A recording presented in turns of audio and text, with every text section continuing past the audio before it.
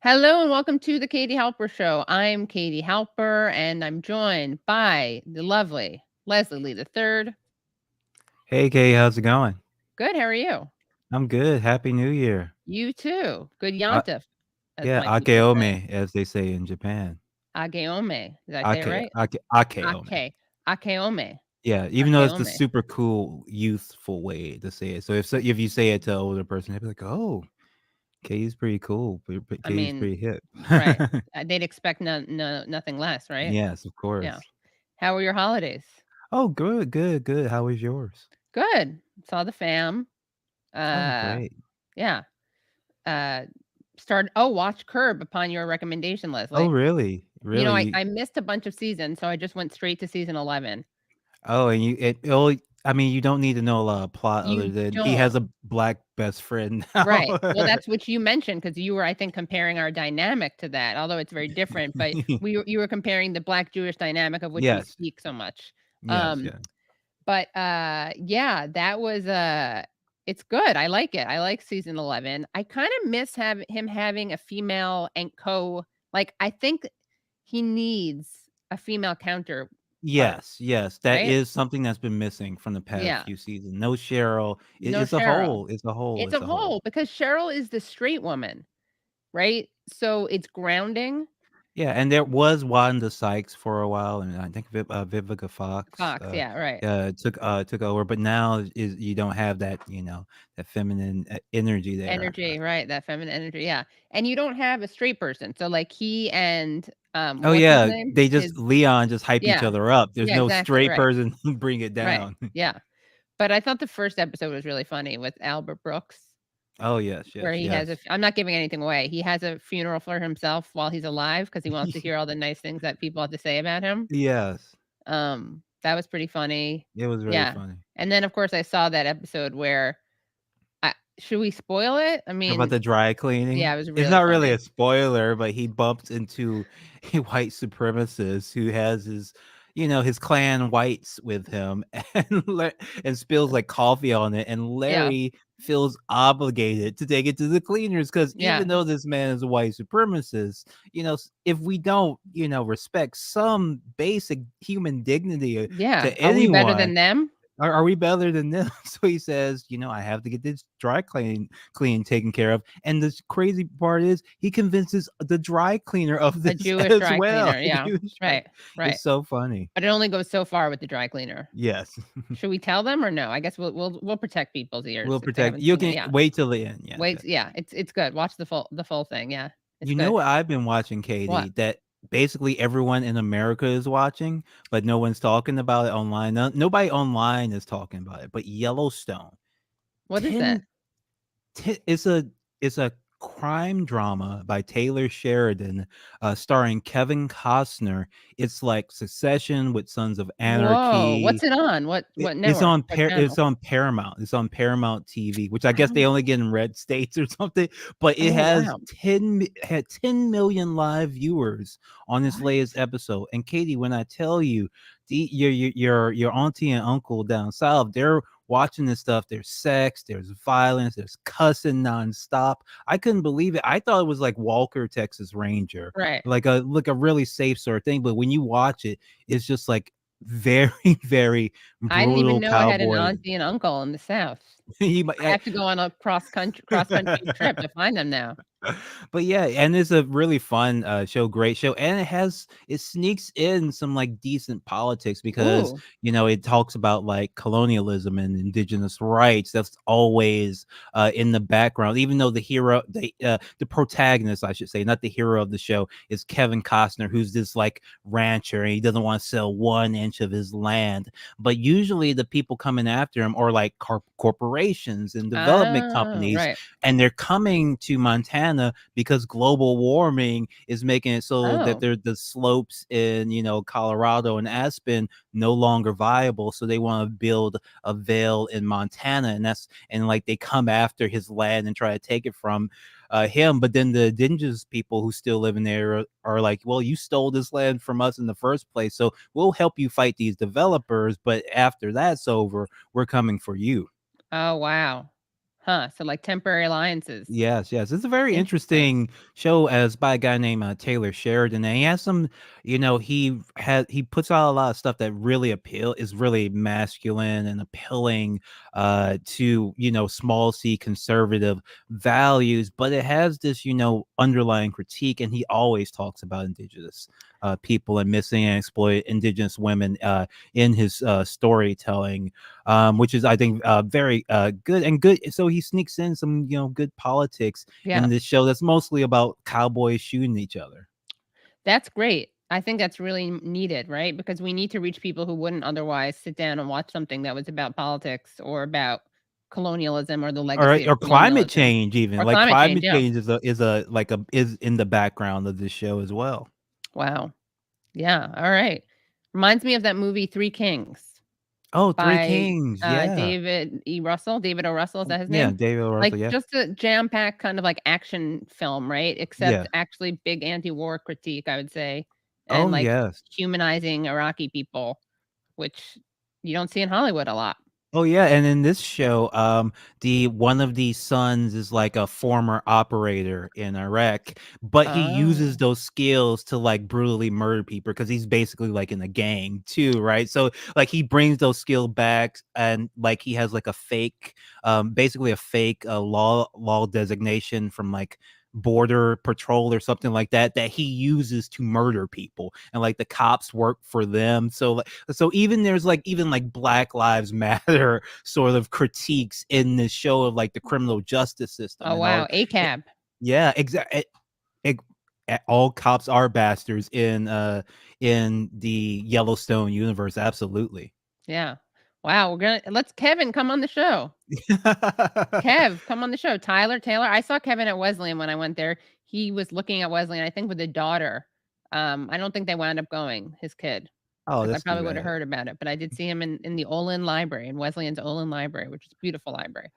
It's very Um, it's very interesting because he plays so much against type. Because I think we all remember he was almost like the Red State Tom Hanks in the 90s, very, you know, s but in this show, he's just buck wild. oh, wow. He's like Walter White, but worse, Mm, in this one. So very, very interesting, television that millions and millions of people are watching, but, you hear, so many people online at least talk about like Succession, but this is yeah. like getting like several, magnitudes more viewers than Succession ever will. It's a show that Succession would wanna have on its network. Yes, Whatever exactly. what's the network called? The media company in Succession, whatever that's called, they would buy the show.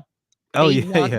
They want the eyeballs. Yeah, and in They fact, this kill for show those has a eyeballs. lot of the DNA of Succession because it is about this family, and they have a very like similar, dynamic and structure. Yellowstone is a fascinating Alright, we'll do it. combination Let's of watch all it. basically every prestige show that has existed, but are aimed at a non-prestige audience, and it's just going over like gangbusters. Wow. Alright, I'm gonna look into it. I may have to get a Paramount password from someone I know and, check it out. Um, well, alright, that's great. That's something to binge watch. What else is good on, happening right now in terms of, it's crappy, but I kind of, what's his name? Harbin Corbin? The guy, the British guy who they make, like, every single book of his into something on Netflix, and they have French series, Spanish, English. This one's called Stay Close. It has a kind of young adult energy, young adult novel, mystery energy. It's not great, but it's kind of it's binge worthy.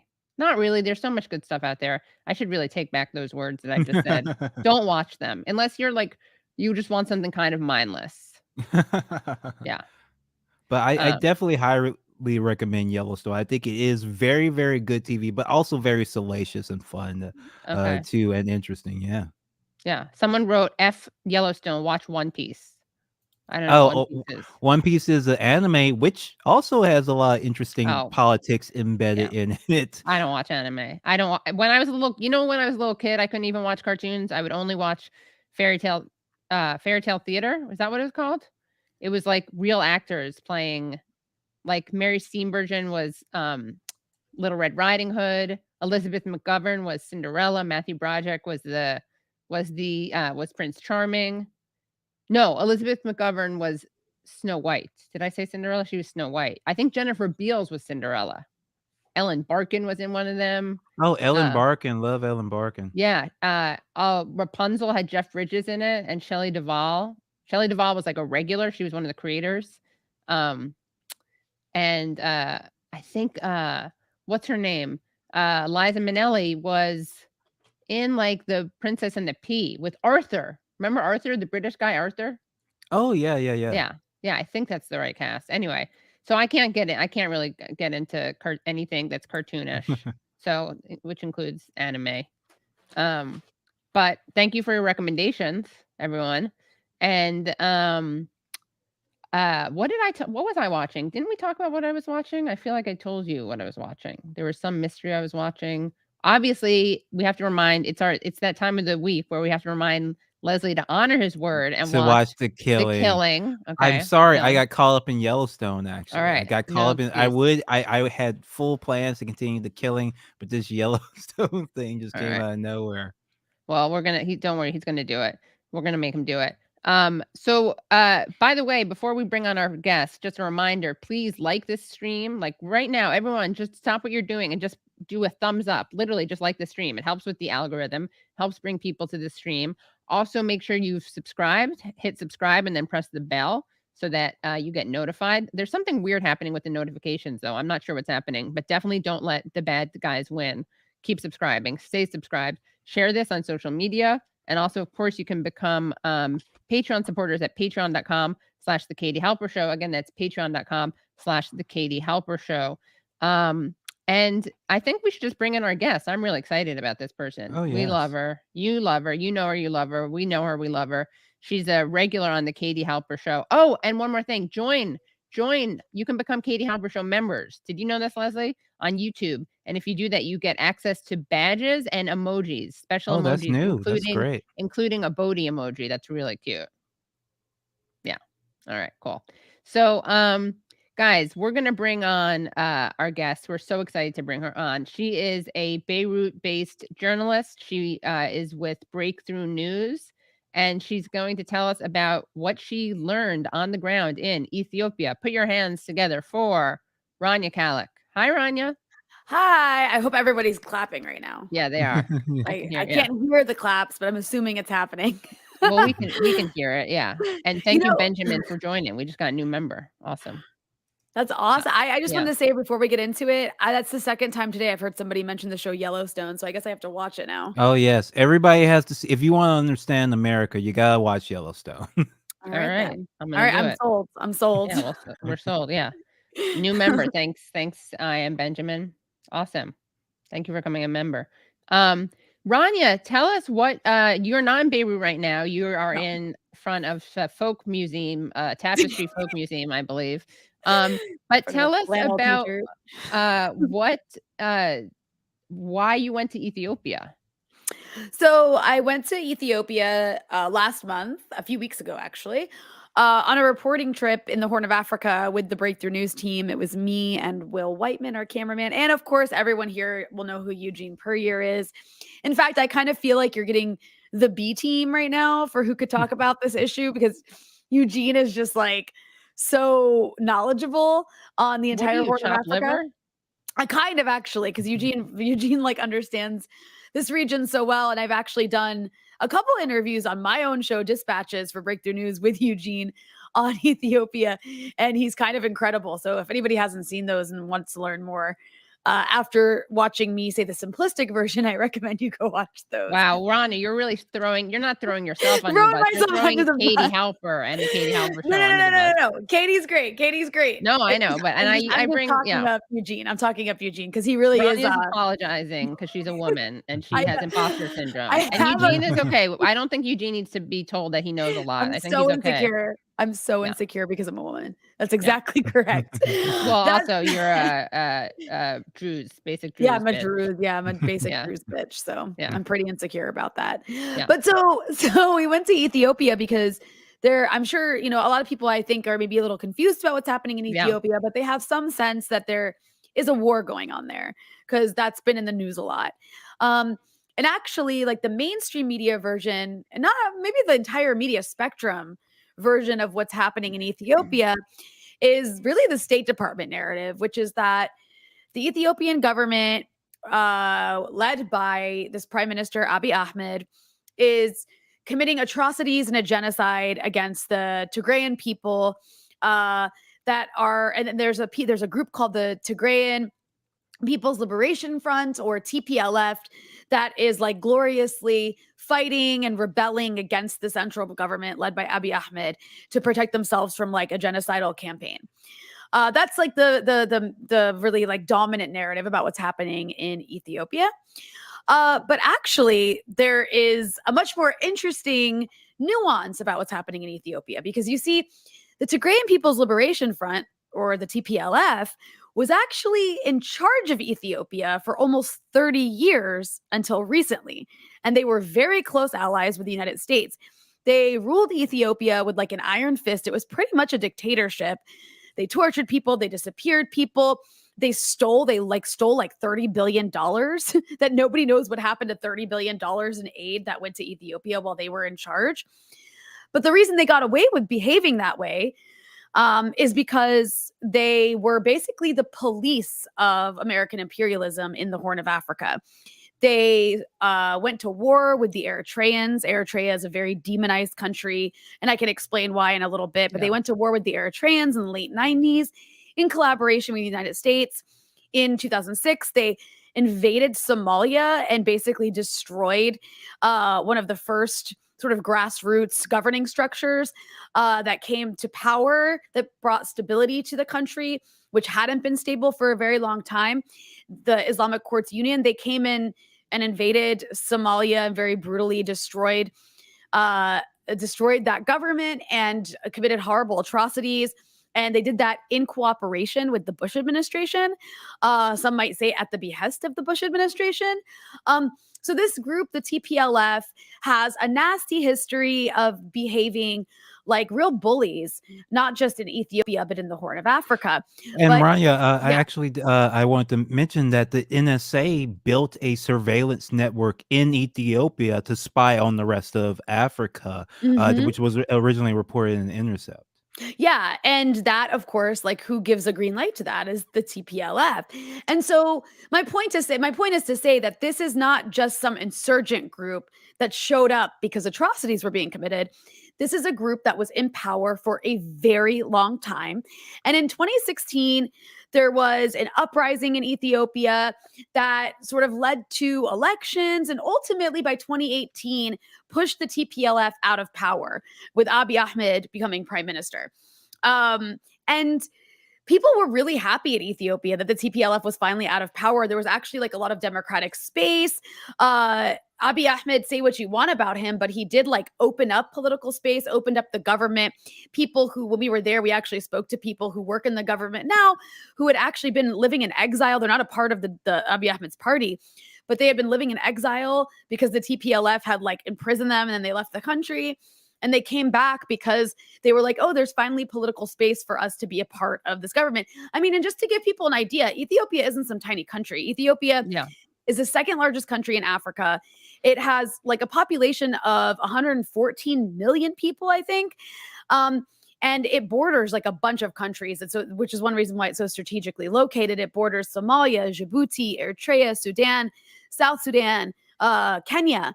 And so it's been the largest. Amazing food. Yeah, it has amazing food, and I'll get to that. But it's also been one of the largest recipients of U.S. aid in sub-Saharan Africa, of course, until recently. And that was because the TPLF, again, was in power, was like sort of America's police. So after the TPLF is pushed out of power in 2018, they're pissed off. They're really angry. They're like, no, that's not okay. And so then comes like I'm going to skip a little bit because there's a lot that happened. There was like the TPLF held their own elections in Tigray against the desires of the central government, which is kind of like a way to give a middle finger to the central government. A dick move, I believe, technically. Or a huge dick move. But basically, like last November, the TPLF launched what can only be considered a violent coup attempt, where they attacked the Ethiopian Central or Northern Command Base, which basically meant attacking a bunch of bases. Nobody really knows how many people they killed in this attack, but it's estimated to be in the thousands. And they attacked several surrounding villages and like ethnically cleansed people from several surrounding villages as a part of this attack.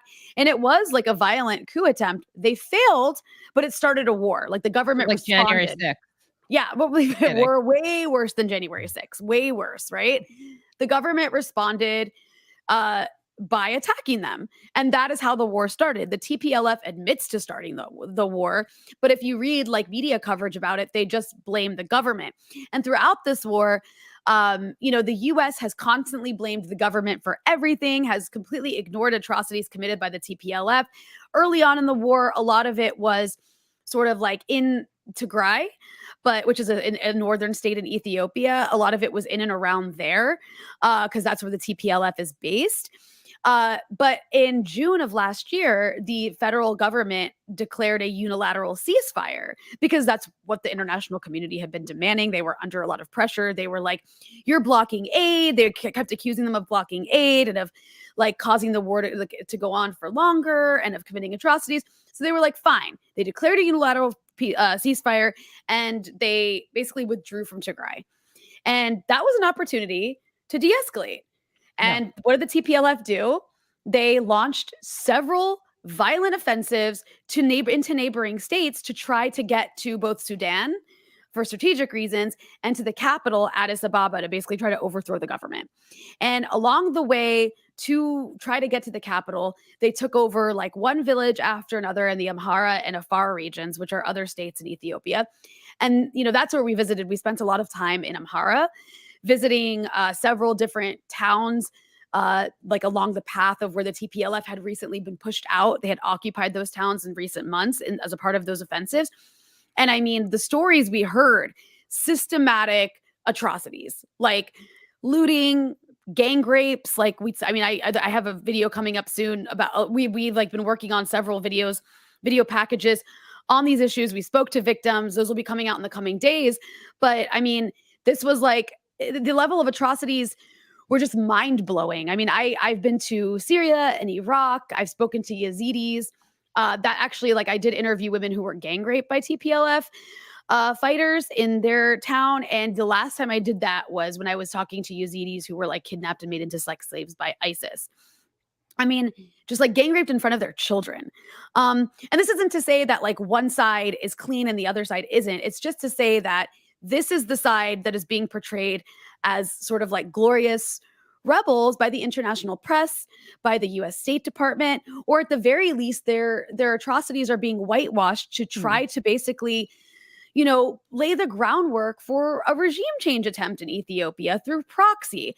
And it's really horrible because, Ethiopia, like I mentioned, it's not okay to like regime change a tiny country, but regime change is very destabilizing. We've seen the consequences of this in Libya, which now has open air slave markets and like 3 rival governments and no stability and just a bunch of gangs and militias run everything. We've seen the consequences of this in Iraq, which led to the rise of ISIS ultimately. We've seen the consequences of this in Syria, which led to the rise of ISIS as well, and a bunch of other Salafi jihadist groups. When you collapse a state, when you weaken a state, when you destabilize a country, it destroys people's lives. Masses of people die. People flee the country like in the millions, and it actually ends up destabilizing the entire region. Right. And in the case of places like Libya and Syria, I mean, it ended up destabilizing Europe because the influx of refugees made everybody so crazy and xenophobic.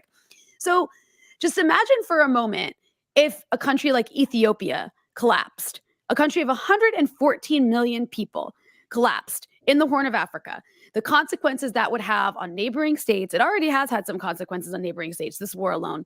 The consequences that would have on a refugee like outflow from Ethiopia and where would they go? It would like destabilize way more than just the Horn of Africa. It's just completely insane and lunatic that, and we know now, I mean, the US has been saying, oh, we don't take sides, but it's obvious from their statements they are taking a side. But then, recently there was this leaked Zoom call between like top level, like senior US analysts and former American diplomats and other European diplomats who are basically meeting on Zoom with TPLF leaders talking about how they could take over the government. So it's like, this isn't just some theory people are saying. There's a lot of truth to what Ethiopians feel. And that's another thing. I mean, the US government, through its actions and statements about Ethiopia, one thing, by the way, that they've done as well is they've actually economically punished the Ethiopians by removing them from the African Growth and Opportunity Act, which is basically like, I don't understand economics that well. I just know that it makes it cheaper for Ethiopia to be a base for like factories that can produce goods and then be exported from there. I don't know the economic words for it. In fact, Eugene just did a really good package on this in the on Breakthrough News. And you can go check that out on our YouTube channel. But they removed They're punished though. They're being punished because they fought back. Like, I don't understand. This is the other thing, is the US keeps saying, or kept saying throughout all of this, as the TPLF is taking over one town, raping its way through one town after another to try to get to the capital. And they're telling you their intention is to march to the capital and take over the capital. And you expect the government to do nothing? Because that's what the US was saying. Right. Put down your weapons and stop fighting, and then we won't punish you. And they're threatening Ethiopia with even more sanctions now. And it's just completely insane. And if you talk to any this has been a really radicalizing moment for a lot of Ethiopians, both in Ethiopia and in the diaspora. There's a huge Ethiopian diaspora in the United States and across Europe who've been very active on this issue. People have probably seen the #NoMore campaign at some point, even if they didn't really know what it meant, in their Twitter feeds. That's been about, no more regime change attempts, no more intervention, largely from like the Eritrean and Ethiopian diaspora community. And in Ethiopia, it was amazing when we were there. Like, me and Eugene would just be walking on the street. Breakthrough News has been covering this issue for the last year quite a bit, like on my show, on Eugene's show, on our live streams. And we would just be walking the street and people would be like, oh my God, it's Eugene and Rania. Rock stars. And the only reason that they even knew that is because a lot of Ethiopians speak English. They consume English speaking media, and they're pissed off because the English speaking media, even on Democracy Now!, has been just horrible, and like promoting lies. And they're just like thankful for any outlet that is willing to like give them a voice, the majority of the population, a voice on this issue. And it's not that their side is perfect. It's that they hate the TPLF and they don't want them in power anymore. And they see them as like a terrorist organization that basically tortured everybody for 30 years. And why should they get to stay in power? This is a regime change attempt, and the US is backing it. So they also have just become super radicalized against US imperialism, which is kind of interesting because, Ethiopia has been a longtime ally of the US. So Ethiopians never really thought in a negative way about America. But now, there's been a lot of Ethiopians, like, now they're learning about Syria and they're learning about Cuba and they're learning about what America does to Venezuela. And they're like, oh, okay, this isn't like new. We're just being punished because we're not doing exactly what the US wants. And what is the ideology of the TPLF? So the TPLF, like, if you read articles about it, will be described as being like a Marxist organization. And it seems to have maybe started out that way as some sort of like leftist. I'm not quite sure. Like, I don't know if they were Marxist-Leninist, or some people have said they were Maoist. I'm not quite sure exactly what they were. They may have started out with some leftism in them, but that was quickly abandoned is when they took over, maybe even before they took over, but definitely when they took over in the 90s. That was very quickly abandoned. And I don't think there's anything that can be considered leftist about them. Even if you look at the area where they're based now, which is in Tigray, it's a very poor state where there's a lot of inequality. There's a lot of inequality in Ethiopia in general. It's not like they're always praised for, oh, look how they developed the country. But when I went there wasn't development. There was a lot of poverty. There was a lot of development that I saw was actually recent. It was in the last 3 years since Abiy Ahmed took over.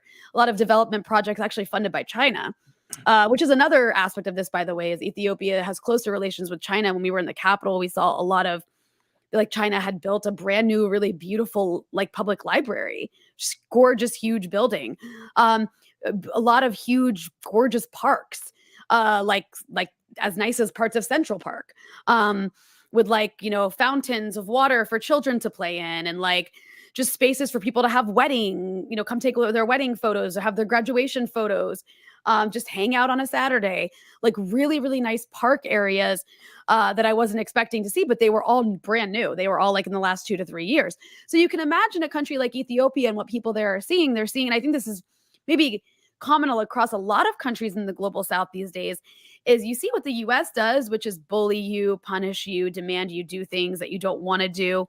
And then if you don't do them, like, iron fist, crush, like, and then you see what War China's doing. sanctions. Right. And then you see like what China's doing, and I'm not trying to like glorify everything China does, but like they're building things that are actually useful to people. They're building roads and bridges and libraries and parks, and it's just like such a stark contrast that you can understand why people in the global south often don't have the same like crazy view about China that Americans do, because they're not being bombarded with anti-China propaganda all the time, but also the reality on the ground is like They're too not hard being to challenge. literally, and they're not being literally bombarded by Yeah, China. literally bombarded. Yeah. Yeah, back to the TPLF. The other thing that was interesting is, we also went to Eritrea, and the Eritrean the EPLF, the Eritrean People's Liberation Front, actually worked with the TPLF in the 80s to fight basically the communist government of Ethiopia. And they both call themselves leftist organizations, but they split in the 90s because of the way the TPLF went about governing Ethiopia. The constitution they created actually is responsible for much of the ethnic divisions that exist in Ethiopia right now. They're the ones who split Ethiopia into ethnic states based basically on language. Like the ethnic states are split on language. So if you speak this language, you're this ethnicity that's attached to this language, which is a bit odd. But anyways, Ethiopia is split along these ethnic lines because of the constitution put in place by the TPLF, and the EPLF did not agree with that at all, didn't agree with their governing structure. And then they ended up going to war with each other, where it was over land that the TPLF had stolen basically from Eritrea. And so the Eritreans have a very negative view of the TPLF. And moreover, Eritrea and Ethiopia under Abiy Ahmed in 2018, he won the Nobel Peace Prize for making peace with Eritrea, this peace deal. And now they're very, very close allies. And a lot of the development practices in Eritrea, which are like all about like sovereignty and being able to do everything in a self-sufficient style where you don't have to depend on outside aid. Some of these practices are now being adopted in some capacity, not like a huge amount, but in some capacity by the Ethiopians, particularly when it comes to like farming and growing food and how to do that. Like when you have all this fertile land without having to depend on outside aid, which is how most of like capitalist African countries function, where like the US gets to call the shots on how, the US and the UN and the World Bank and the IMF get to call the shots on how you develop. And, like it's never in a way that's self-sufficient. It's always quite the opposite, which I think is one of the reasons Eritrea is so demonized. But that being said, the TPLF, like you'll see some scholars in the US talk about them like they're leftists, but based on their history, especially their recent history, and I just can't see like, other than just maybe labeling themselves that way, like how their actions actually match up to that. Well, even before that, they came to power because the explicitly, Russia-aligned government, the Derg, fell after, the Eastern Bloc fell, Right. fall of communism in general, and the United States was funding, of course, this whole time, Right. rebel groups against them. Mhm. So, of course, and we're supporting these groups. So, of course, the government that took over after communism fell and was funded by the United States is probably not actually a Marxist group. Right. Yeah. I would And imagine. actually, since you mentioned the past in the 80s, I'm not saying this, the BBC and the CIA are saying this. The TPLF actually like took used, how the Ethiopia had like the whole famine in Ethiopia in the Yeah. 80s, We are the everybody world, we are donated. the children. That's Yeah, they like stole millions of dollars to from fund the their terrorists. insurgency during the 80s, which is one of the reasons that the Ethiopian government today was demanding that they get to inspect all the aid going into Tigray, because of the TPLF's past, like that the CIA even admits to, of siphoning aid money and aid away for the purposes of funding and feeding your insurgency. Oh, And uh Sorry, I was muted for a second. No, I thought you were muted. Yeah. Yeah. And what else did people tell you? What were some of the most shocking things that people told you? Not just about this conflict, but I guess just about life in Ethiopia in general. I mean, well, so one of the most interesting things about being in the capital, especially, is I don't know if you guys were following the coverage that closely, but I would say maybe like September, October, definitely November, October, November mostly. The TPLF had really like taken over a lot of towns in Amhara, and they were like 300 kilometers or 350 kilometers, which I don't know, what is that in miles, like 200 miles or something, away from Addis Ababa, the capital of Ethiopia. And they were like, we're coming to the capital. And the entire international, I mean, 200 miles is really far. Like it's not close. It takes a while. And like, it's not like they're just driving there with no traffic. Right. Like, it's like, they made their way to where they did quite slowly as it was. But anyways, they were saying, we're going to come to the capital. And then the entire international press, like from the New York Times to the Washington Post, the BBC, Al Jazeera, to the State Department, was like, Ethiopia, the TPLF is just outside of the capital. Like they're just outside. The capital's about to fall. And every single day, I think maybe even until now, I'm not sure if it's stopped, the State Department issued warnings on a daily basis for Americans in Ethiopia. There's a lot of people who are dual citizens in Ethiopia. For Americans in Ethiopia to leave immediately because of the danger of the conflict coming to the capital. Like every single day, at one point, they were like sending out emails that you should write your will and make sure you have your affairs in order if you're going to stay. Like there was a huge propaganda effort to paint this image of the capital being about to fall. And it's like psychological warfare because people who were there were like, it looks fine, but maybe it's not. And I remember watching videos of like at one point France joined in and was like telling their citizens to leave. I remember watching this like France 24 video where there's like all these people arriving at the airport in Paris from Ethiopia.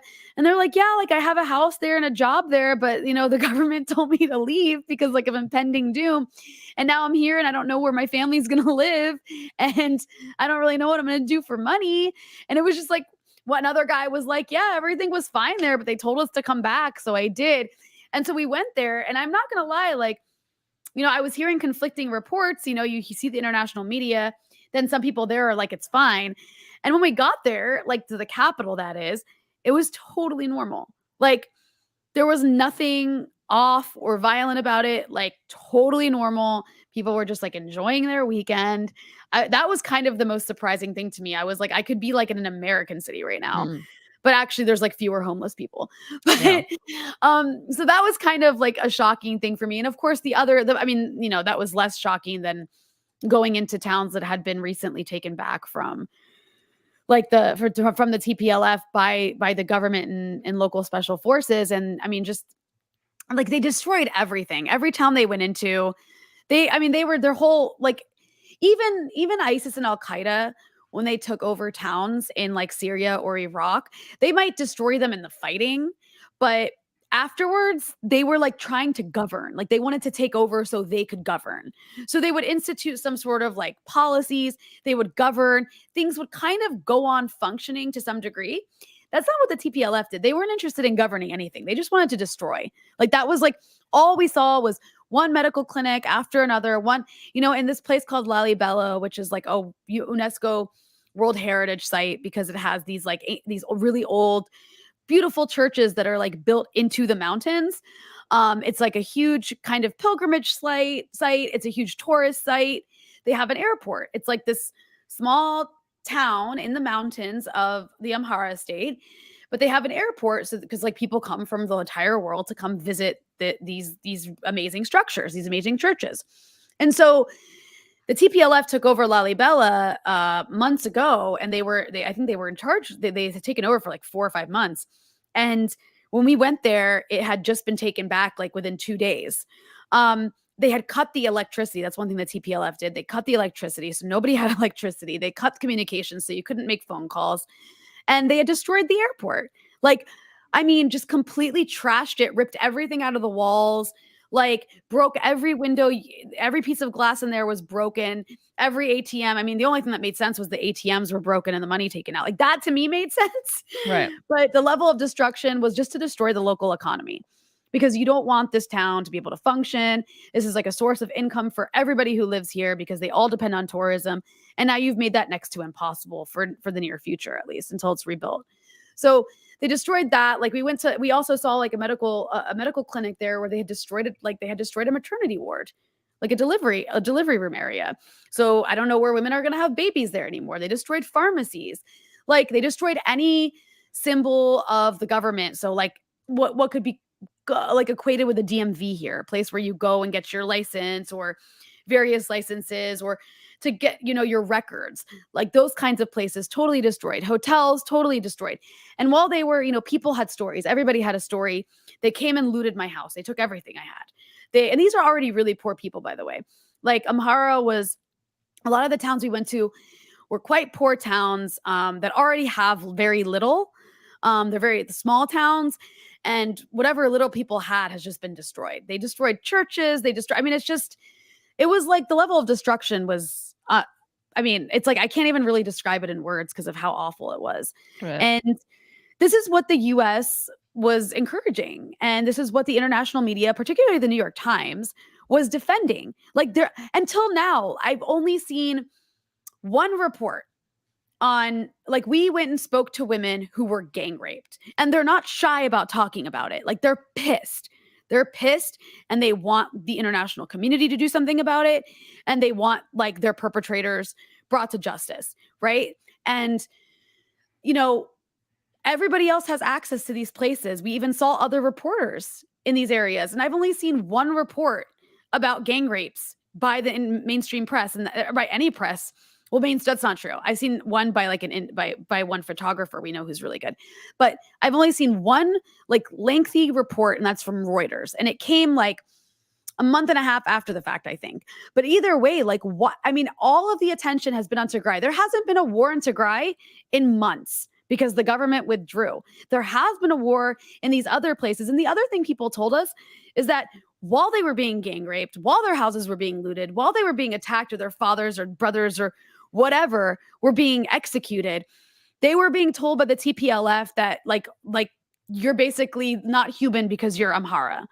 So all this time we're hearing, okay, like these people are committing genocide against Tigrayans, but the rhetoric that I'm hearing from people who were attacked by the TPLF is actually really bigoted, horrible, like genocidal language. One woman who was pregnant at the time that she was gang raped, she was very obviously pregnant because she was showing. And she was telling them, I'm pregnant, please don't do this to me. They were like, we don't want you to have children because you're Amhara. Like, so these kinds of things were really shocking to me, because it's like you have an international press corps that's like pretending like they care so much about human rights and, atrocities in Ethiopia, but they're not covering this. And I don't understand why, unless they have an agenda. Right. And so what is the agenda? Why are they siding with the TPLF? I think there's a couple things happening here. And this is also, I think, a parallel to like reporting from the Middle East. Is one, first and foremost, a lot of these reporters who go to these places are white, American, or British. It doesn't make you automatically bad, but it's like not even just white, whatever. Even if they're not white, they don't speak the language, is my point. Like they don't speak the language. They don't know the culture. They're just parachuting in very briefly. And they're relying on local fixers. And in many cases, they're relying on their pro-TPLF fixers. Because the TPLF, listen, they were in power for 30 years. And they were very strategic and smart about how they maintained power. And one way they did that is by having a network of people internationally who can do good PR for them. And that's why they were able to even push their narrative into the mainstream in the first place. That's why they have a network of fixers who can push their line on this issue. And that's also why they also have people, like they strategically place people at the UN. Like there's a lot of pro-TPLF people at the UN, which has been one of the Ethiopian government's ongoing problems with the UN. Because I don't know if you guys have been following that, but they actually even expelled a few of the UN staff in Ethiopia because of how biased they felt they were being. I'm not saying that they're absolutely right. I'm just saying that the TPLF did a really, really good job. I mean, you don't stay in power for 30 years and steal $30 billion and not like create a system that if you're ever pushed out of power will help you regain it, or at least like burn down whatever anybody else who takes over after you is in charge of. And I think that's what happened there. So the other issue with reporting is, of course, like when it comes to mainstream media outlets, there's always a bias in favor of whatever the State Department says. Like, it's just, that's like when it comes to CNN, when it comes to the New York Times, when it comes to the Washington Post, in almost every issue in every country, it's like aligned with whatever the US imperialist line is, because a lot of those people are just straight up imperialists. And that's, and that's how they think too. They think whatever's good for America is good for the world. And that ends up being reflected in the line they take on what they cover. So I think that those are like two really big reasons why the reporting has been so terrible. And then one last thing actually I'll mention is I think this is this happens to a lot of reporters who go into conflict zones, is whoever they're embedded with, they end up sympathizing with. So if you go to cover the war in Ethiopia and your fixer is someone who's pro TPLF and you're surrounded by them and all their friends and the people they know, you even maybe embed with TPLF fighters, you start to like absorb their views. I saw it. I mean, this happened with a lot of reporters who went to Syria in the beginning before the FSA started kidnapping people. They would like embed with the Free Syrian Army and they'd be like, those, they wouldn't really understand what anybody was saying. So they wouldn't understand like, oh, they're like calling for genocide and stuff. They would just be like, oh, these people are so nice and cool and they're feeding me. And like, it's really cool. They're all holding guns and like the US supports them. So it's like okay to support these people with guns. And they adopt their line and their mentality and they take that with them when they leave. And I think that that's also what happened, is that there's like this like kind of emotional investment in the people that you get to know, to the point where like whatever they think, you think. And then after you leave, you stay in touch with them. They message you and, you see them as a source and you've already adopted their sort of like opinions. And, and you're sort of like emotionally invested. And so now you're just kind of becoming like a mouthpiece for these people. And so I think that that's definitely an aspect of this, especially with like the New York Times guy. The embedding culture. Yeah, the embedding. Yeah, I think that really impacts, I'm not saying everyone, but I think that can have a huge impact on your attitude. I mean, I'll even admit to it. Like, I already have an opinion about things and I know I do. And I know I have biases. But if you spend time only on one side of a conflict and you get to know people, you do become emotionally invested and like you care about them and you care about what happens to them and you hope they don't die and you hope like they do well in life. And, and like that happens even, I think, if you embed with the FSA. And there's also like something about boys who embed. Like, I think that like men, I'm not joking. Like, this is just a theory of mine. I have no proof for this. Now I'm just purely speculating and like saying things out of my ass, but I think there's some truth to it. I think men really like the idea. Like, there's some men who really like the idea of like, guys like to watch dude movies where like there's like a hero man with a gun and like, Right. he's going to save people. And if you embed with a group of people, whether it's like the US military in Iraq or the FSA in Syria, you kind of get to live that out, that fantasy out as a dude, like through other people. And then you kind of glorify those people that you were like sitting around drinking coffee with and like smoking cigarettes with and, like watching them Right. have their guns and, at least in their minds, like save something. So I don't know. Leslie's like nodding along, like, yeah, that's totally a thing. Yeah, we were just talking about that's what Yellowstone is. Right. Like that All is goes back exactly to the same. Yellowstone. Yes. But how much of this also, though, is the United States wanting to destabilize the Horn of Africa because that will then allow them to exert more control over that region? So I actually don't think the US has like much of a thought out policy on this. I'm not there inside like meetings at the State Department, so I don't really know. But if you look at like who the US is putting in charge of things, they don't really have knowledgeable people. Like they appointed Jeffrey Feltman which is both like sounds both silly because he's the special envoy, to the Horn of Africa. This guy has no experience in Africa. So it's just an odd choice, but then he's also a shady character because he's played a really shady role in places like Haiti in the past. He's also played a really shady role in Syria and Lebanon in the past, and sort of like encouraging destabilization campaigns behind closed doors.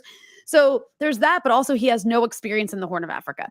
And then they don't even have like, they haven't really, like the Biden administration doesn't have people. I even looked into it one time. I don't know the names off the top of my head, but the people that they have in certain positions across the Horn aren't people who like are experienced or know or would like know what they're doing or even speak the languages.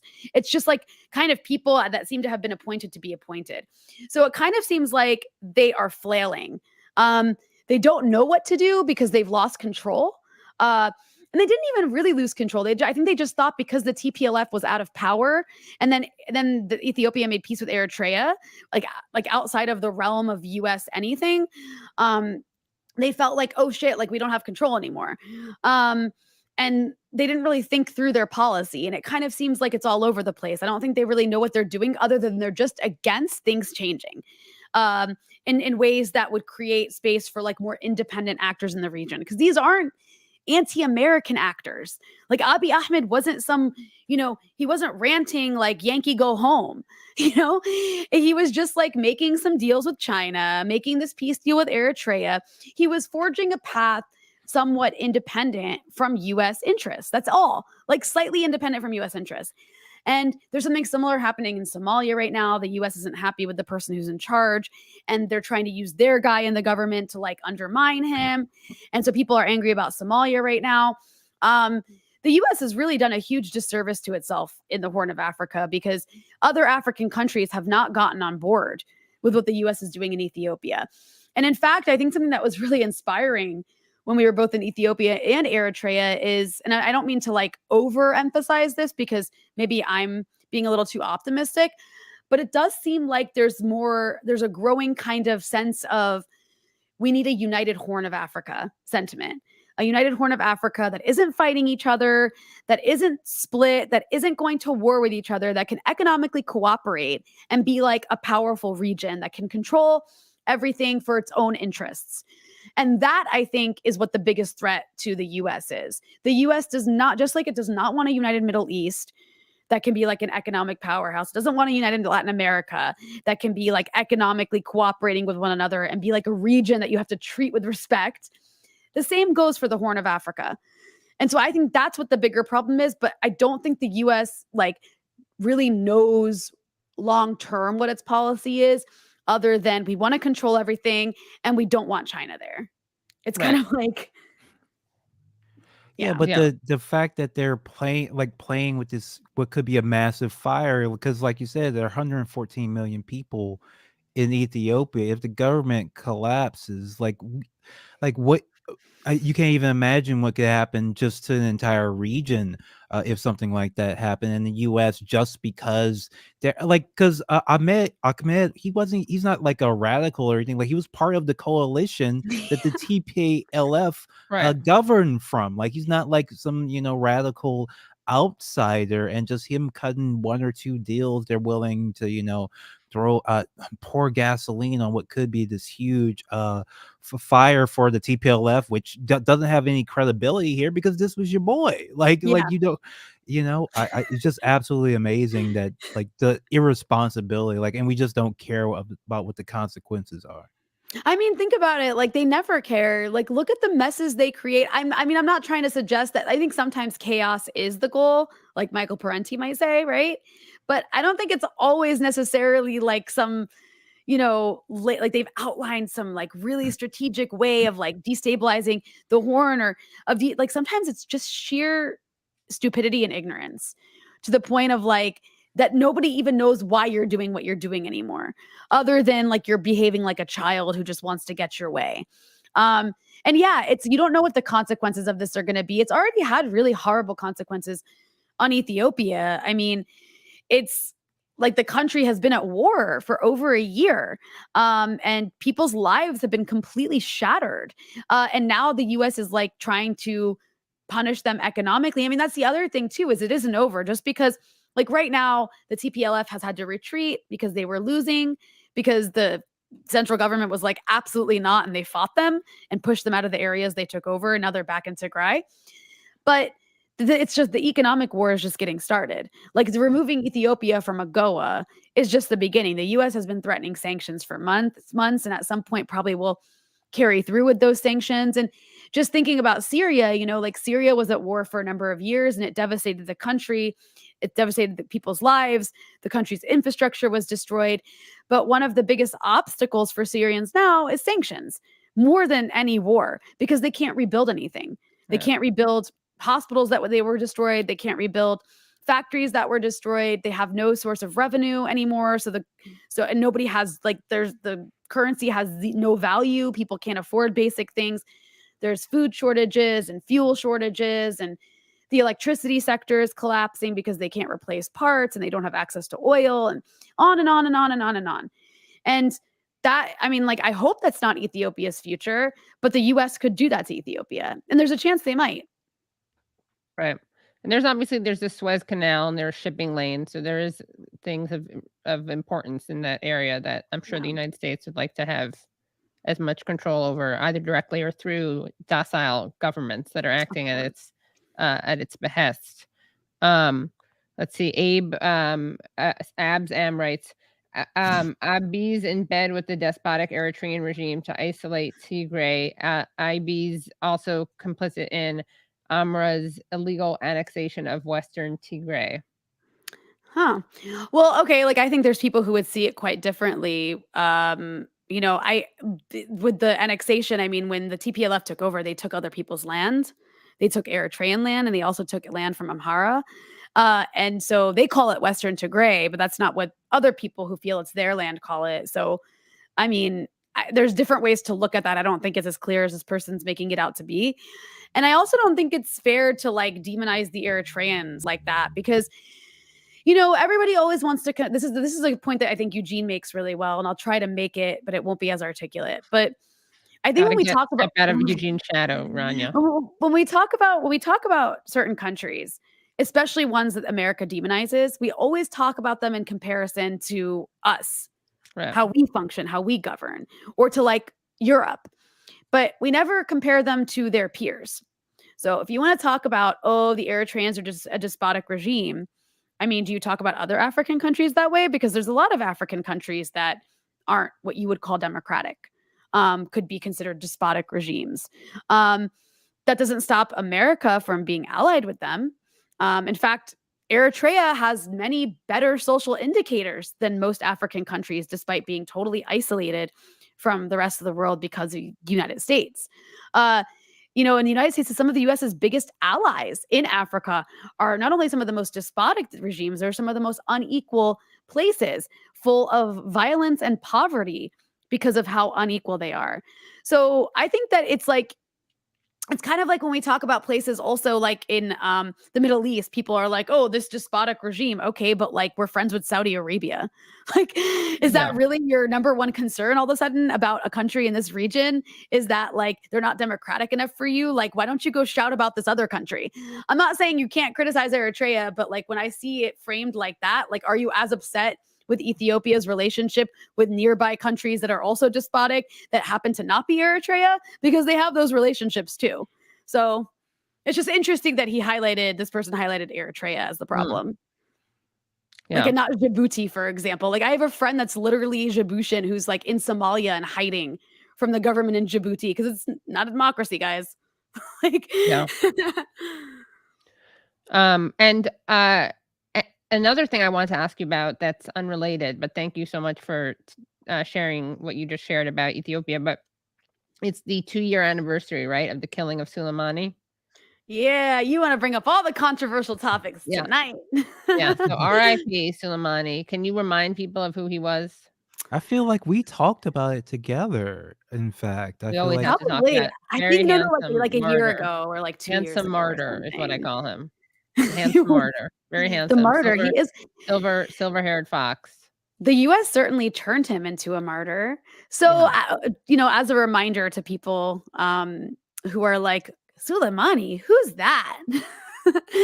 So Qasem Soleimani was an Iranian general who was head of the IRGC's Quds Force, which is the foreign sort of military apparatus of Iran. He helped organize various, what many people in the region would call resistance forces across the region, from Iraq, the PMF, the Popular Mobilization Forces in Iraq, to helping in Syria, to, helping advise Palestinian resistance organizations, to the Houthis in Yemen, who are fighting the Saudis.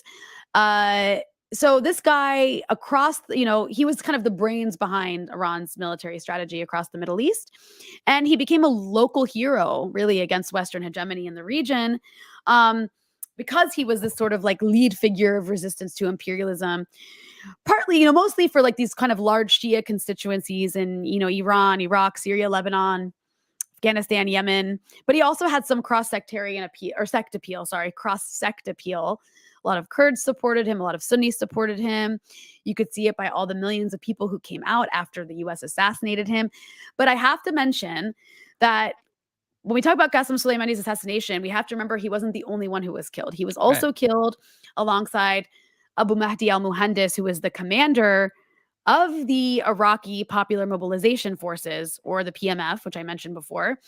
And along with Qasem Soleimani and the Iranians, the PMF was crucial to saving the region from collapse to ISIS and al-Qaeda. So like these two figures together, Muhandis and Soleimani, they really created like new symbols of heroism and martyrdom across the region for like that millions of people rallied around. And the Americans were totally ignorant of this, ignorant of how beloved they were and how revered they were and how admired they were.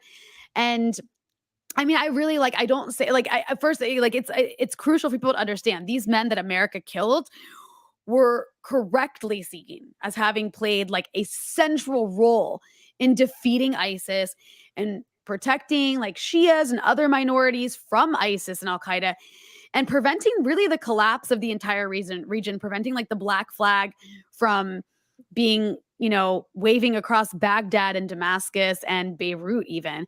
So the U.S. decision to kill them, the Trump decision to kill them, was like stupid and totally counterproductive. And,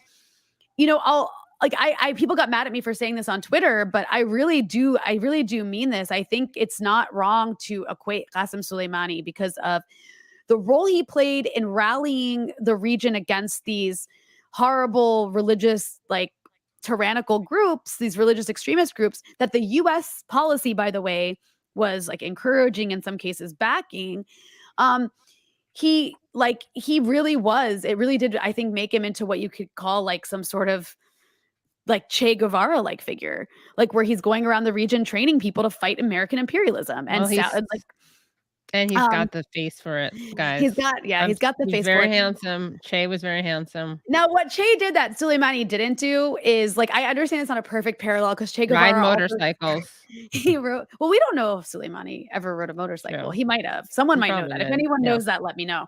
Yeah. But Che Guevara did serve in the Cuban government in a really important capacity, where he helped build socialism and create economic policy that has had a really a lasting impact. I mean, Soleimani didn't do that, but in many ways he's lived a longer life and he's fought imperialism for a longer portion of his life than Che Guevara did. So I feel that's not even the right comparison, but I'm just trying to say I really think that that's the level of impact he's had across the region, really uniting it against imperialism. And by killing him, the Americans turned him into a way bigger martyr. And I think it also proved that behind him and Muhandis was a really big machine. So it wasn't just some guerrilla movement where you can weaken it by killing its leader. They, the killing also came to it's the institutions have outlasted them. The PMF still exists, the Quds Force still exists, but more importantly, the killing came when they had finished their primary mission of organizing the region, organizing resistance forces across the region, and then saving the region from ISIS. And they really did create resistance forces capable of being effective long after they're gone. And those forces have outlived them. And we've watched it, they've continued to, the PMF still hits at the US. You could even argue that with Soleimani and Muhandis gone, the US became a bigger target because they used to enforce more discipline on the so-called Iraqi Shia militias. That's what all the media outlets call them. the Soleimani and Mohandes were widely respected and could enforce discipline and prevent attacks on American positions and bases. But now they're gone, and they don't, like, certain elements of the PMF don't listen to anybody. So, I mean, the US did that to itself. And also after their deaths, like, the Iraqi parliament voted for the US to leave Iraq. Even people who are pro-US had to vote that way because the Iraqi public was so pissed about what the US did. So anyways, that's what I have to say about Soleimani. Like, I think that I'm pissed off that we're not, like, it's like you're not allowed to talk about him this way, or you're censored, mostly from Facebook and Instagram. Like, you guys, when I was in Iraq, I took a photo outside the airport in Baghdad. It's the first billboard you see when you leave the Baghdad airport to, like, enter the city, is a huge billboard that has Soleimani and Mohandes on it, and has, like, some words on it to the effect of, like, you know, we will avenge our martyrs or something like that. And this is at, like, outside the airport. First thing you see when you leave. That means that is a sentiment that most of the Iraqi public and government feels, because otherwise it wouldn't be there. I took a photo of this billboard and posted it to Instagram, and within a couple hours they were like, this has been removed for, like, violating our policy against violent groups. And then I talked to, like, journalists in Iraq, and they told me, like, because when they use Facebook a lot in Iraq, it's, like, huge. Facebook, I think, is way bigger in the global south, unfortunately, than it is in the US. But Iraqi journalists told me, like, when they post articles about either the PMF or that have anything to do with Soleimani or Mohandes, they have to, like, change the spelling of the names or it'll be taken down. Wow. Isn't that crazy? Like, Wow. Meanwhile, if you post something with the IDF, oh yeah, that's totally good. You'll get like boosted in the algorithm. Yeah, boosted, right? Yeah. Right. So there was reporting on this. Reuters has this headline: Iran vows revenge for Soleimani killing if Trump not put on trial. Now, I don't want to read the article or the translation because it probably can't be trusted. But I think the main thrust of it is that, yeah, we actually Trump did murder that guy, and, like, if the situation were reversed, we would be saying similar things. No, we wouldn't be saying similar things. We would have already done something. Right. Something. Yeah. I mean, people were nervous when this happened. They were nervous. Like, people who love, they should have been. But people who are always wanting, like, it was an interesting thing to watch people respond to it. Watch the hawkish Dems respond to it. They were like, he was an awful man and he deserved to be killed in the most brutal way possible, but Trump was wrong to do this. Yeah, it's exactly. Like, yeah. Like, that was the response. Like, everybody from, like, Elizabeth Warren to like the most hawkish person, or who didn't even, like, hawkish people who didn't agree with Trump, were like, he was a terrible, like, a tyrant. I'm like, how is he a tyrant? Like, he didn't rule a country. He was a general. What the hell are you talking about? He's a tyrant now. Like, oh yeah, Pete jumped ahead of it. Like, Pete was one of the early Dems to try to play both sides. Like, of course, Soleimani had to die, but not in this particular manner. And I heard a rumor that Trump is actually pissed about the whole thing. He feels like he was tricked into doing this, because there was leaks immediately after that. Oh, Trump was giving all these options and he chose the worst one like a dummy. But I think when we talked about this before, we asked, like, why did the intelligence agencies even present this as an option? Pompeo. It was Pompeo. Yeah. This is like a Pompeo move. It was like Pompeo whispering in his ear. This is what Pompeo wanted. Pompeo was also really close with the Israelis. It's what the Israelis wanted, or at least the Netanyahu wing of the Israelis. Because there's a segment of Israeli authorities who are like, this was a bad idea. This is going to make the region more unstable for us, because he was actually, even though they hate the guy, he was a figure of stability to some extent. Like, in terms of imposing sort of discipline on various resistance factions. They know that, at least some people do, but, like, people like Netanyahu and Mike Pompeo have a very, like, Hulk smash mentality about how to deal with adversaries.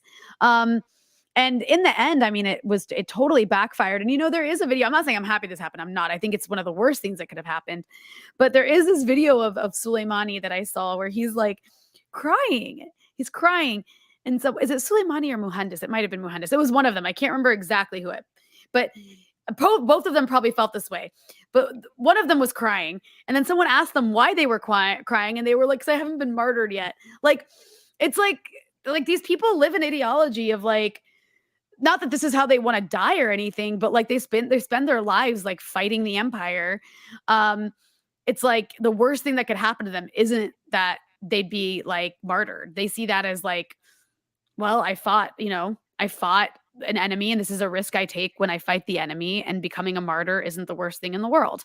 So like, it's just interesting. Like, it just shows the level of ignorance in America, because that's how regionally people see it too. And you didn't like, all they did by doing this was like taking out heroes and making people really angry against America. Like, Yeah. What happened to, planting some false evidence against him of Yeah, corruption or seriously. something that's like what that? a Democrat would have done that. Yeah. Yeah.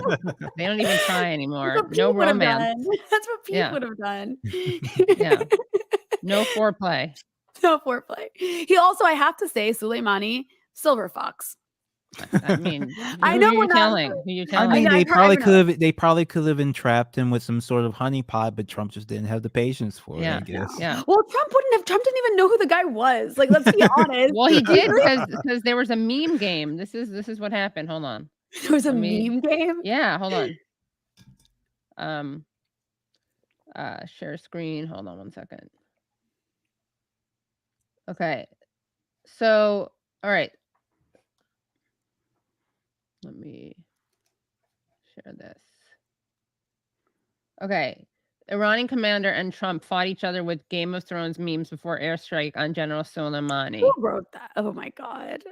Like, so Soleimani was doing it too? Well, apparently. So here's Oh Trump's my Game of God. Thrones thing, which says sanctions are coming November 5th. Oh my God. And then Oh, he did yeah. one that was I will Oh, stand against yeah. Oh you. I God. forgot about I do this. remember that. Oh my And God. then so they knew who each other were. And then new CJL report, IRGC Quds Force Commander Qasem Soleimani, designated by U.S. Treasury Department, is active on Instagram. Posts include image of White House exploding. So that's an I image. wonder if that's real. I think I remember like there was a time when they were like, but was it really him? Do we know? Maybe not. I don't know. Or I mean, maybe the we just lost insider, this in the the past. insider would know. Yeah, yeah.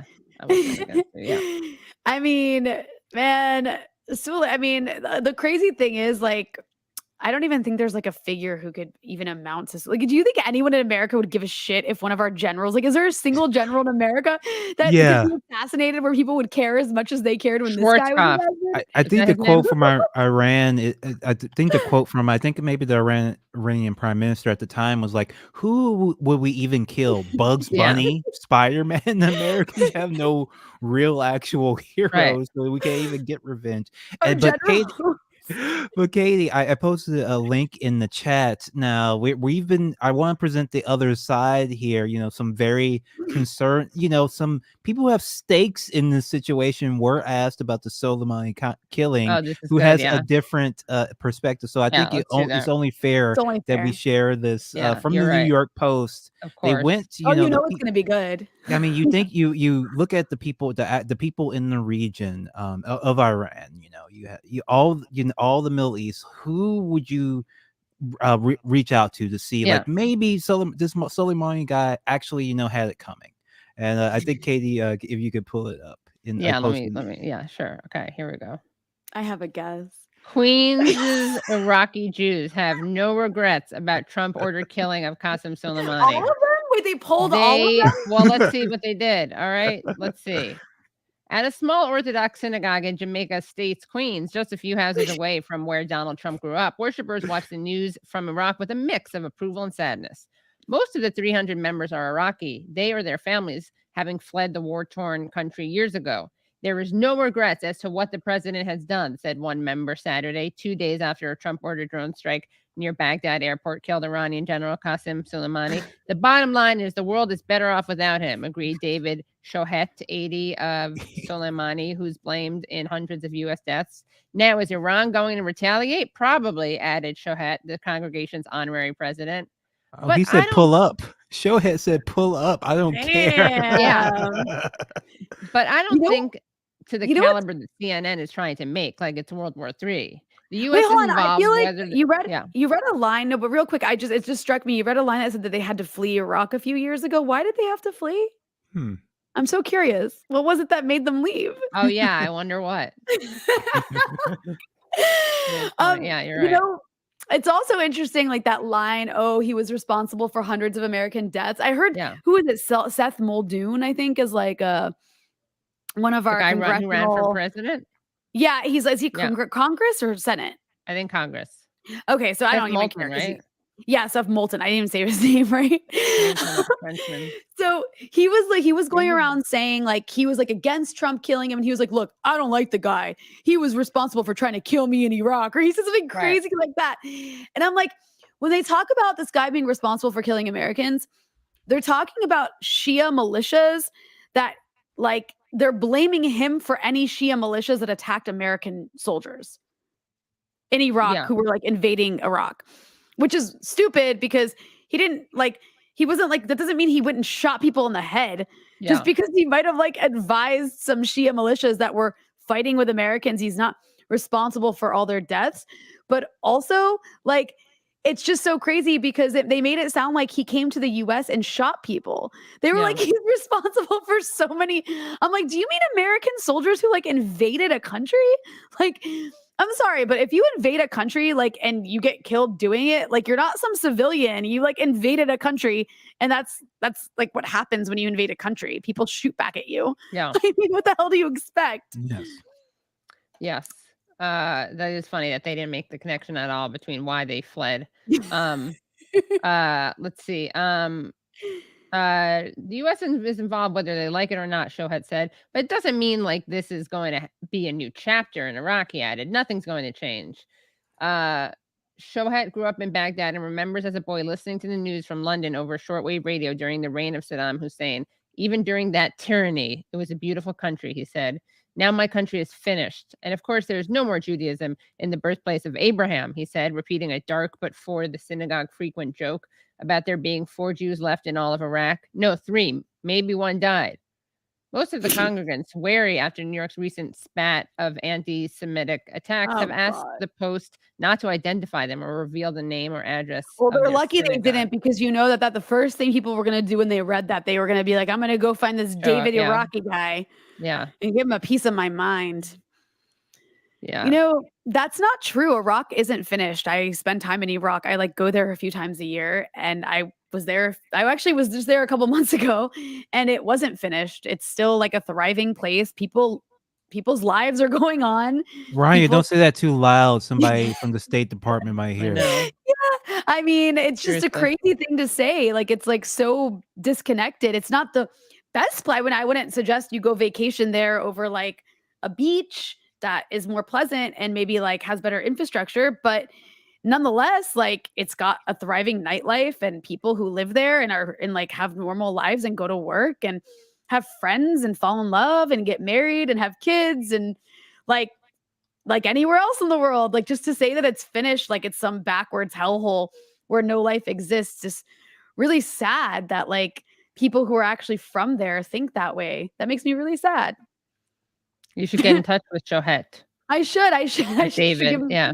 I should message him and be like, here are pictures from like the Baghdad airport where they have a really cool billboard. Oh, yeah. He won't like that, though. Yeah. No, he won't. Golden Silence wrote, TPLF was the aggressors that started the war. TPLF occupied Eritrean land for 20 years illegally. It was TPLF that launched rockets towards Asmara. That's the capital of Eritrea. Yeah. I mean, yeah, that's the common narrative that people will tell you. So yeah, it's a lot more complicated than just like one person on Twitter or one comment is saying. The vast majority of people would actually, that I came into contact with, would agree with that sentiment. Yeah. More than the last one. Oh, by the way, can I say what state you're both in? Well, Leslie, you're already open in what state you're in. We're in Virginia. Yeah. Well, so what is going on? Are you guys like, are there people outside trying to drive in that stuck in that traffic jam? No, it's nowhere. I don't think it's anywhere near us. It's just like But this is a big like national news story. Like all these people stuck on what I think is 95. I-95, and it's just including amazing Tim because Kaine, apparently. Tim Kaine, yes, the guy who was supposed to be our vice president, if it wasn't for that dang Bernie Sanders, obviously, Yeah. Right. was And Bernie stuck. Sanders is probably responsible for the reason Tim Kaine spent like a day Yeah. stuck on 95. I mean, if we're being honest. If we're being honest. You want to hear something sad? I have been so busy with work and also like we've been rushing to try and get like all our post-production stuff done so people can see like the stuff we do from Ethiopia. I've been so intensely focused on that. I had no idea this happened until my sister came home today and told me. She was like, because I'm staying at my sister's house. She was like, "You didn't hear about 95?" Apparently, it's like all over the news. You know, Katie, I didn't even know. It's like down the street from me Right. or something, and I had no idea people were stuck outside for like 24 hours. Yeah, it is worth mentioning though. This did start to happen at noon on the day where it did snow that morning. Yeah. So if Why did you something, Why did you get in your car on the highway? yeah, it was like a question of like, why were Oh, you're you on victim there anyway? blaming. You're Like so I victim understand. Well, blaming. there are a lot of commercial vehicles out there, obviously, because they're working, and that's what started the big pileup because I think there was a 4-truck crash or something, and it's Yeah. just like miles and miles of people just stuck on this road, which is just something that you wouldn't even imagine should be possible. Like there should be like off ramps and like places Right. alternate routes and driving to the other side, but people were just stuck there for over 24 hours in their cars. Like people were leaving their car running because they figured, oh, it's going to be a few hours, but then It they was run really out of cold. gas. Yeah, It's and really really cold cold last too. night. And also, this area in general, like the Northern Virginia area, is terrible at cleaning up snow. It's because we don't get snow here that often. I think it happens like Right. 2 or 3 times a year, and it's never really. Every once in a while, it'll be like a foot of snow, but it's not common. So whenever it snows, everything shuts down, and it takes a while to get everything like plowed. So yeah, that was. I mean, it's like in this area that's even worse. I mean, if it happened like in Moscow or something, I'm sure you wouldn't have a Yeah, it problem would be cleaning up fine. the snow. Or Yeah. New York even. I think you guys are pretty used to snow in New York. I don't know. Yeah, we are. Yeah. Yeah. Let's see. Yeah, they've been stranded for 15 plus hours. Yeah, oh my god, that's actually really horrible. I would be the worst. I would Oh my just be the God. worst. Wait, hold I would on. be all kinds. I I'd be gotta show you hungry. guys. I'd have to pee. Like, Let me show you this. Hold on. yeah, you have nowhere to pee. Like, where are you gonna go to the bathroom? Yeah, some people had their kids, their dogs. So you don't have any water or food, and like Yeah. no one can get to you. That's awful. Which just Jesus seems like Christ. something. I mean, I don't even imagine like how it could happen because I mean, they're constantly building stuff here. They're constant like there's supposed to be millions more people in this area because of all the development. No Because infrastructure. the Yeah, but Amazon they built warehouses and all these. the there's supposed to be more people coming in, and we can't even handle the people we got. Well, Leslie, you'll know this. Like when I'm talking about here, like the roads are always under construction because they're always adding more lanes. Like instead Yes. of investing in public transportation, they just put a new lane in. So there's actually like highways that will have like 10 lanes. It's insane. It's actually like insane. I actually hate driving in this area on the highway. Like 495 frightens me because Yeah. there's too many freaking lanes. Yeah. Like Well, They're supposed to have extending the DC Metro out in this area, but it's just been very, very slow process. But there's so many, but they never stop building these luxury condos and these big highways and toll I don't know how roads too. people Like you afford to live pay here. out the ass for toll roads. Imagine paying out the ass for toll roads all these years, and then you get trapped on the road because there's just no way for It's people actually to mind get. blowing. I didn't think something like this could even happen, Yeah. and I just only imagine like what do people in other countries who know how rich and wealthy we are I think when know. they They must see be like laughing so our hard. major politicians Not just people stepping in other countries, people in like third world countries are like, what is wrong with this place? Like they're just like, what? Like what? Yeah. yes it's Here's amazing. Tim. Update. I've been on the road for 27 hours. This is Oh Tim my Kaine. god. I And he's started like my normal 2-hour drive to DC at 1 p.m. yesterday. 19 hours later, I'm still not near the Capitol. My office is in touch with VA DOT to see how we can help other Virginians in this situation. Please stay safe, everyone. he's like a VIP. Yeah. Like Some how is he not freezing to death? Like your car can't stay on. Can your car Yeah. just stay on for that long I have without no idea. like losing gas or the battery?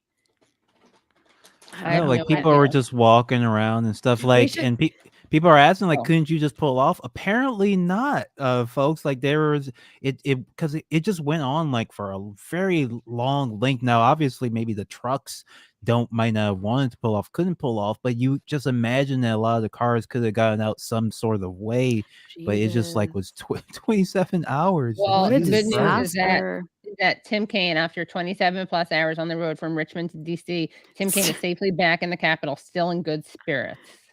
Well, I was about to start a hashtag like save Tim Kaine. Yeah. You guys, Enter I Tim actually Kaine. Yeah. I have to run. Yeah. I thank you so much for Yeah, having thanks me for coming on. on. Yeah. Leslie, it was so good to see you So good to see too. you too. So good to you see too. you. I hope to see you guys again soon. I'll be in your time zone for a couple weeks at least. So Great. All right, More great. let's do shows. this again soon. All right, great. Bye. Bye, guys. Hi, Bye. Rania. All right, this was great. Great Yeah, show. great show. So much information. Yeah. Glad we found out about Tim Kaine. I was worried about Tim. Glad he's safe. And yeah. This was a great show. And I'm looking forward to next week. We're gonna have next Tuesday, we're gonna have Richard Wolf on. Oh, wonderful. Yeah. Yeah. And make sure you guys subscribe to this, subscribe to the Katie Halper Show, rate and review the podcast, and if you want bonus content, like if you, let's see, I think this will all be free. I'll keep it all free, but maybe there'll be some stuff if you want to see the full episode of this show that you're watching right now. If you watch live, you're in luck, but if you watch this later, there'll be some clips that may be Patreon only. And so to access them, you go to patreon.com/The Katie Halper Show. Again, that's patreon.com/The Katie Halper Show. You definitely should join because we also have a great video that we did on Sunday. I had on Jamie Peck, and we talked about a lot of fun stuff, including how terrible the BBC is. So that's worth the Patreon membership for. Got a great interview with Nils Melzer about Assange. Great interview about Chile. Great Patreon only interviews. So really encourage you guys to become Patreon supporters at patreon.com/The Katie Halper Show. Again, that's patreon.com/The Katie Halper Show. And here, I'll just little display there. And with that, I think we can just say our goodbyes to everyone, right? Yes. Yeah. All right. Thank you so much for having me, Katie. course. Everyone, Thank you. please check out Struggle Session at patreon.com/Struggle Session and my new show Culture at 1900culture.com. 1900culture.com. It's a call-in show, so we got. When are you gonna have me on? Oh, whenever you want to come on, absolutely. Whenever we're doing it twice a week, I think Mondays and Wednesdays, and some bonus stuff. We are talking pro wrestling tomorrow, so any pro Okay. wrestling fans, please check me out. 1900culture.com. But we talk TVs, we can talk The Killing, we can talk whatever you've been watching as well. And if you get caught up in Yellowstone, we'll definitely can talk about that. Oh yeah, definitely. Yeah. We got one more comment, but sadly, Ronnie isn't here anymore. Let me just highlight this comment because I didn't see it until just now. Ethiopia has a constitutional mechanism for peacefully settling interregional territory disputes. Instead, Amara region state straight up militarily occupied it. Might doesn't make right, Rania. Well, Rania's not here, so I'll have to have her back on, or we'll get someone else on to debate this point. But anyway, we welcome debate at this show. One of the many reasons you can drop by the Katie Halper Show for the info and for the debate. We don't stifle discussion here. And on that note, I will see you guys Sunday. Oh yeah, it would have been nice to get 500 likes. Guys, you gotta like the show more. I don't mean like it in your heart. I mean, just press the thumbs up button. It's literally requires no effort. In fact, next show, I'm not going to start until we get a bunch of likes at the top of the show. I'm just going to pull the passive aggressive teacher thing. I can wait. It's fine. I'll wait. So that'll be a good time. All right. But thank you for those who did like. You are true patriots. And to those who didn't like, you are either cowards or you have are still learning. And I'm sure you'll like the show next week. All right. Someone's saying, let's get to go 500 likes. I have no idea where we are right now in the likes. So for all I know, are we really at 497 likes? Oh, come on. Oh, no, now we're at 501. Thank you. All right. Awesome. Yeah. Thank you. Okay. We made it, guys. Awesome. That was great. That's a lot of likes. Okay. My Rockfin account, I still have it. I just forget about it. I'll post this to Rockfin. Okay. Bye, everyone. Bye. Thanks, Brad. Thanks, Tyler. Thanks, Leslie. Thanks, Rania Khalek. And check out Breakthrough News. All right. Bye.